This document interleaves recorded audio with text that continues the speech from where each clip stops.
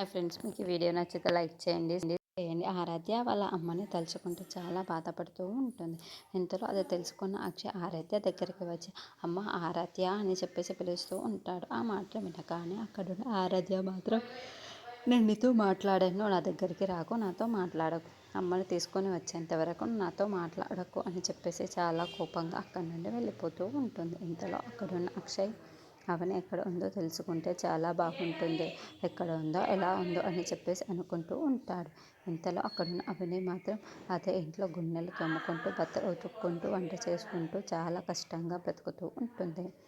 ఇంతలో అక్కడున్న వాళ్ళ పని మనిషి వాళ్ళ ఆవిడ మాత్రం ఉంటున్నావు కదా, తింటున్నావు కదా, ఈ పనులన్నీ నువ్వే చెయ్యాలి అని చెప్పేసి అంటూ అక్కడ ఉన్న అవనిని బాధపెడుతూ మరి ఆ పనులన్నీ చేయించుకుంటూ ఉంటుంది.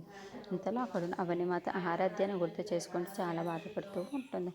అక్షయ్ మాత్రం అవనిని వెతుక్కుంటూ ఎక్కడున్నా సరే ఒకసారి నాకు కనిపించవా అని చెప్పేసి అనుకుంటూ కారులో వెళ్తూ ఉంటాడు.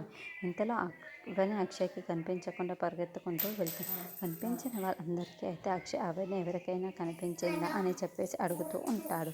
ఆ మాటలు వినగానే అక్కడున్న అవని అయితే మాకు తెలియదు సార్, మాకు తెలియదు సార్ అని చెప్పేసి అంటూ ఉంటారు. ఇంతలో అక్కడున్న అవని మాత్రం పరిగెత్తడం చూసి ఏంటి అవని లాగానే ఉంది అని చెప్పేసి అనుకుంటూ ఉంటాడు. ఇంతలో అక్కడున్న అవని మాత్రం అక్షయ్ని కనిపించకుండా దొంగచాటును పరిగెత్తుకుంటూ వెళ్తుంది.